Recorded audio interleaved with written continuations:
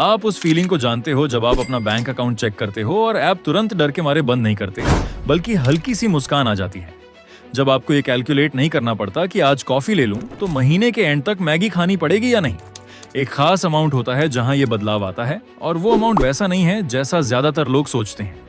कई finance experts बोलते हैं कि अमीर फील करने के लिए लाखों या करोड़ों चाहिए, लेकिन असली गेम चेंजर उससे बहुत पहले आता है। वो नंबर है 10 लाख।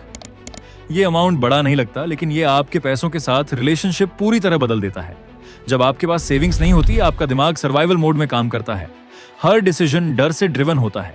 जो जॉब मिलती है पकड़ लेते हो, चाहे पसंद हो या नहीं। टॉक्सिक एनवायरनमेंट में भी टिके रहते हो, क्योंकि रिस्क लेने की कैपेसिटी नहीं होती। ब्रेन ग्रोथ के बारे में सोच ही नहीं पाता, क्योंकि वो सिर्फ नेक्स्ट बिल, नेक्स्ट एक्सपेंस और नेक्स्ट सैलरी तक सर्वाइव करने में लगा रहता है। लेकिन जैसे ही आपके पास करीब 10 लाख की सेफ्टी होती है, माइंडसेट बदलने लगता है। अब सवाल ये नहीं रहता कि अगली सैलरी तक कैसे बचूं, बल्कि ये होने लगता है कि इस पैसे को ग्रो कैसे करूं। आप रिएक्टिव से प्रोएक्टिव हो जाते हो। छोटे छोटे फाइनेंशियल शॉक्स अब डिजास्टर्स नहीं लगते, बस टेम्पररी प्रॉब्लम्स लगते हैं। अब मैथ अपना जादू दिखाना शुरू करती है। शुरुआत में पैसा बचाना सबसे मुश्किल होता है। मान लो आप हर महीने 1000 रुपए इन्वेस्ट कर रहे हो, तो पहले 10 लाख तक पहुंचने में आपको काफी डिसिप्लिन लगेगा। लेकिन उसके बाद नेक्स्ट 10 लाख उतने टाइम में नहीं लगते, क्योंकि अब आपका पैसा भी आपके साथ काम कर रहा है। कंपाउंड इंटरेस्ट धीरे धीरे मोमेंटम बनाता है। आगे चलकर वही ग्रोथ तेज होती जाती है। लेकिन असली जीत सिर्फ रिटर्न्स नहीं है। असली जीत वो इंसान बनना है जो 10 लाख बचा सकता है। इसका मतलब आपने स्पेंडिंग कंट्रोल की, टेम्पटेशंस को ना कहा, कंसिस्टेंसी रखी। आपने खुद को प्रूव किया कि आप पैसे को कंट्रोल कर सकते हो। यह सिर्फ फाइनेंशियल हैबिट नहीं, लाइफ स्किल है।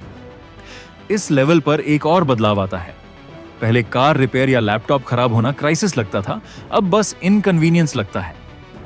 पहले अपॉर्चुनिटीज दिखती ही नहीं थी, अब दिखने लगती हैं। कोई business idea, career opportunity, skill upgrade, अब ये पॉसिबल लगते हैं क्योंकि आपके पास ब्रीदिंग स्पेस है। करियर में भी फर्क पड़ता है। जब आप पे चेक टू पे चेक जी रहे होते हो, आप जॉब से बंधे होते हो। बॉस खराब हो, काम पसंद ना हो, फिर भी टिके रहते हो। लेकिन जब आपके पास सेफ्टी कुशन होता है, आपके अंदर कॉन्फिडेंस आता है। आप रेज मांग सकते हो, बेटर जॉब ढूंढ सकते हो, रिस्क ले सकते हो। सिर्फ पैसे होने से आपका बिहेवियर बदलता है, और बिहेवियर बदलने से रिजल्ट्स बदलते हैं। यही लोग गलती करते हैं। जैसे ही थोड़ा पैसा आता है, वो उसे रिवॉर्ड समझकर उड़ा देते हैं। नई बाइक, वेकेशन, EMI वाली कार। लेकिन ये पैसा रिवॉर्ड नहीं है, ये फाउंडेशन है। यही सीड है जो फ्यूचर वेल्थ बनाता है। धीरे धीरे माइंडसेट बदलता है। आप मंथली पेमेंट अफोर्ड करने की जगह अपॉर्चुनिटी कॉस्ट के बारे में सोचने लगते हो। नई कार लेने से पहले सोचते हो कि ये पैसा इन्वेस्ट होता तो कितने साल में कितना बन सकता था।